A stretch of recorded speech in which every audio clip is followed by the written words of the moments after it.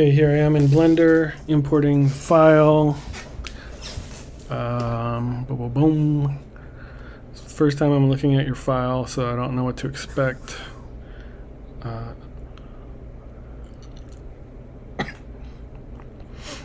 Look up close, I see it's already rigged, which is great. I looked at it before. What I figured out was I need to just hide these real quick so I can get access to just the wrap on the head. I'm going to join the wrap to the shirt because when I just have the wrap by itself, it doesn't let me select the other bones. But if I join it to the shirt, then I get all the bones combined with the wrap. So I press Command J to join the shirt and the wrap. Weight paint mode, I click on the wrap, and then I look at the bones. The head is attached to this one scarf sub D2, and I can't access the other bones unless I join the shirt and the scarf. So now in the weight paint mode, the parts that I want to make jiggle, I'm going to remove the weight painting. I'm going to subtract the red and make it blue, and that's what I'm going to attach that to a different bone. So in the scarf sub 2, that file is fully red, which I don't want it to be. If I want it to move, I can't have that one bone be all red. So what's going to remain red on that bone is stuff that will not move. So right now I'm just removing the parts that I want to move.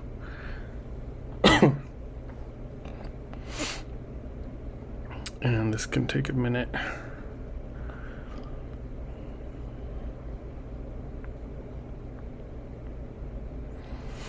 You gotta make sure that every little piece is blue. That last click there, you saw there was a little bit of green, like very slight green. There's probably a faster way to do all this, but this is how I've never been a Blender expert. I've learned how to use it on my own over the last 2 years. So what I give is what you get, basically. So here at this point, I'm selecting the bone so I can see what it's called. This one's called head top end N09. This one's also 09N. So I don't care about the end because that's not actually going to be used. I care about this one, which is 09, and then this one, which is 08. And then I care about this one, which is 05, and this one, which is 04. And in the back, we have 7, 6, 5. So I have to try to remember that, otherwise I got to come back and check it, which I'll probably do anyways, just to be sure. It's always good to double check. Go back to weight paint, and I'm going to clear the back now because I know I need those backbones to move too. So I just start subtracting the red for the parts of those bones, and since I can see those bones, I can kind of decide that I want it to be close to those bones. You don't want to take too much from the top of the head because we need that to stick to the head.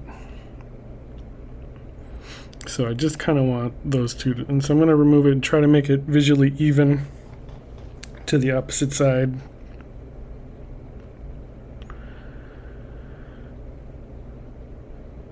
As best as I can. There's probably a much more accurate way to do this, but this is how I roll. And again, I don't want to go too high because I don't want it to clip with the head as it moves.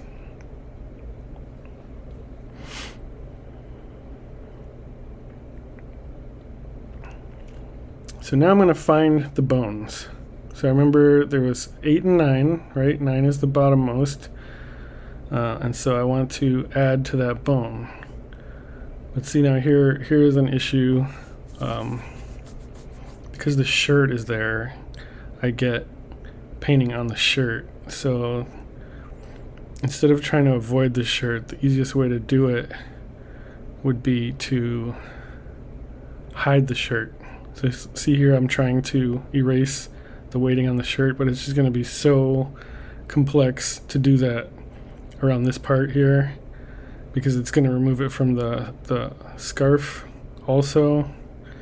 So the best thing to do is hide the shirt. So I'm going to do that right now. But I need to erase this so there's no weighting on the shirt at all in the future. So I'm just going to erase all that.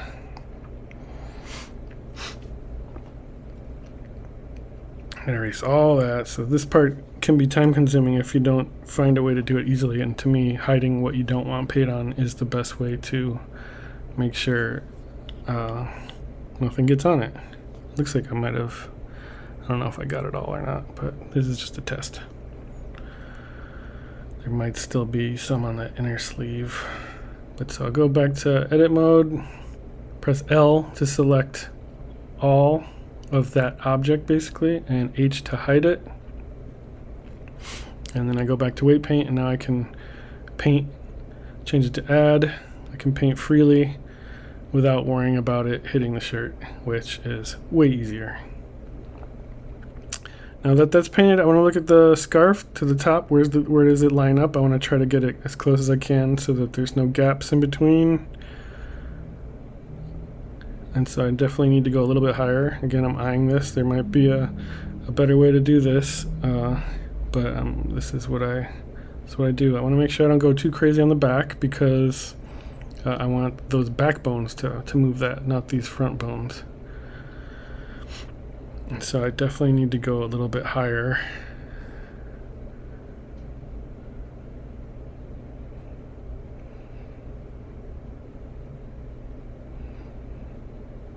Trying to select the bones because I forgot the name of it. Oh yeah, so in order to really select the bones, you have to make sure they're yellow.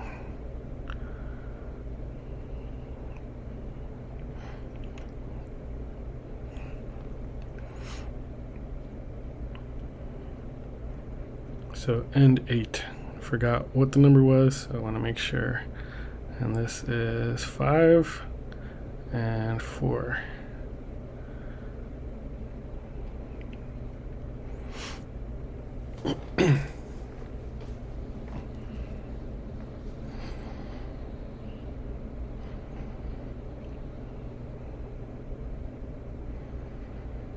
So I'm filling in the 8 bone now.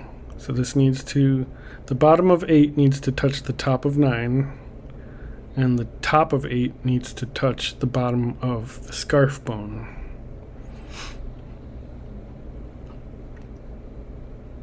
So I can double check that. It's pretty damn close there. So that looks good. Check the top. Boom. That's pretty close.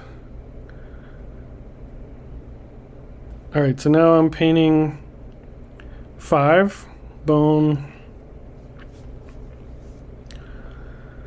and I'm just visualizing it as best as I can in my head, and I'm looking at the bones there. Like, I don't want to go too far past 6.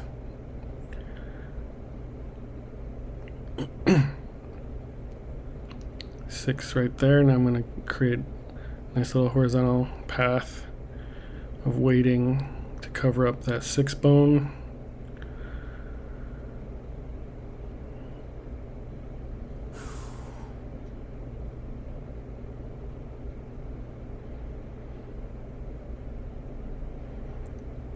Checking the top, make sure it touches the bottom of 5, and then I'll try to make it look sort of symmetrical.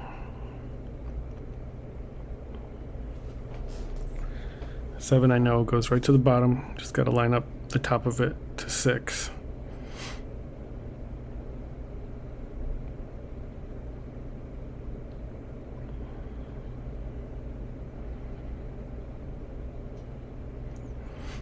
Now I just want to make sure the sides connect, and it looks like I could go a little bit further, both sides.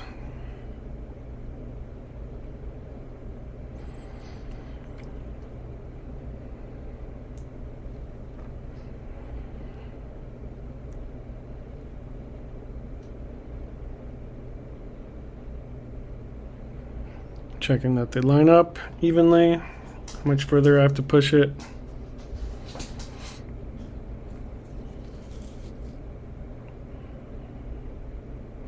Again, I don't want any gaps. That's going to make it act improperly. So definitely want to get these to touch and leave no blue areas on the piece at all, to the best of your abilities.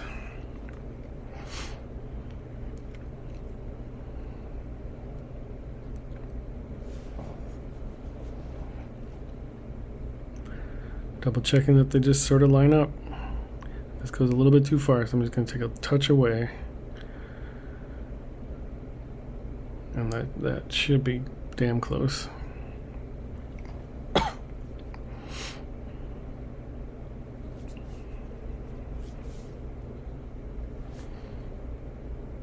So now I'm going to make this symmetrical.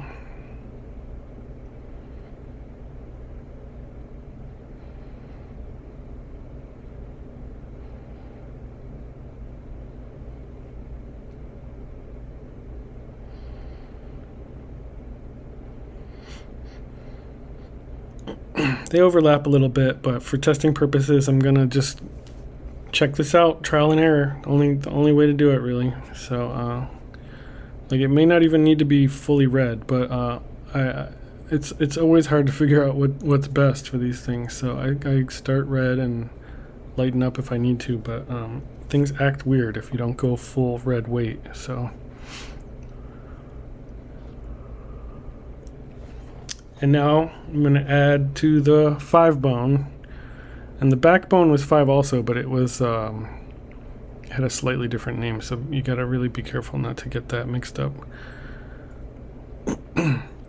5 and 4, which again you can see that 4 bone, so I definitely want to cover up that bone completely, and then make sure it touches 5, so I got to go a little bit lower. So where it's yellow and green, that can combine to create more strength between the both of them, but they'll sort of work together. And then again, just double check that things are placed right. I can see this is a little high, so I'm going to take this away.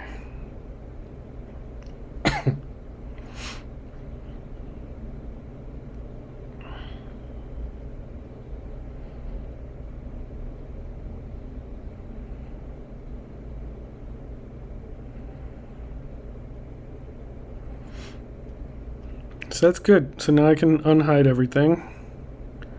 And I'm going to open up the VRM plugin.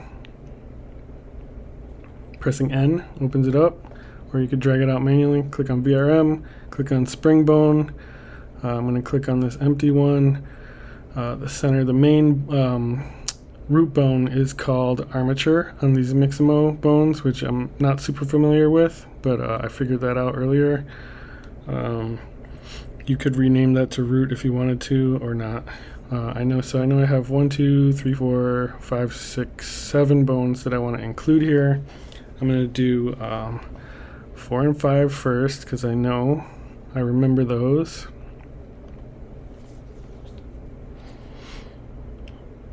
And I'm going to add the rest. So there's 2 on the other side and 3 on the back.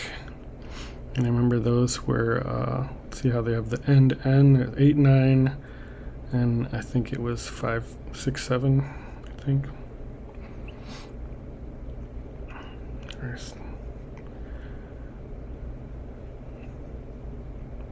Could always double check that to make sure. But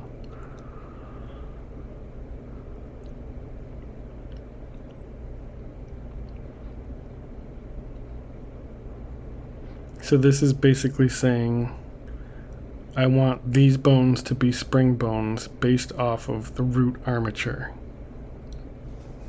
And the root armature is static, so it moves based on that armature. If that root armature is not there, that's going to do some funky stuff. Now, this VRM is not optimized at all, so it takes forever to save. This is a previous test as I was learning the Mixamo bones. You can see it got the glasses and everything all goofy looking. So I have to wait for this to finish saving as a VRM, which takes way too long. Definitely not optimized for the metaverse. It needs to all be one object, and that's a whole other topic. So I'm going to load in the test again. So unoptimized, it takes forever to load into Hyperfy.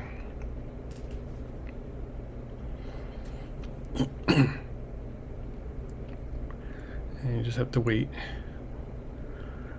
Even the website's like, what the fuck? And it'll pop up. You can see it moved a little bit. I know it's good. You see all the triangles, too many triangles, file size kind of big, too many draw crawls. It's unoptimized. Most users will not be able to see the avatar. It takes a while to load in because it's so big.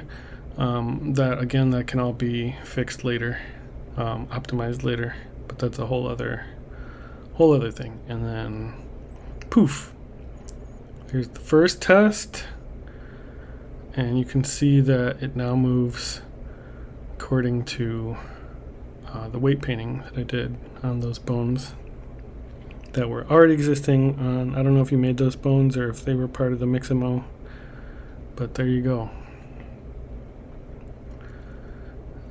It looks pretty good. I mean, there's probably some adjustments that you can make to make it even more realistic, but that's not bad at all. Hope that helps.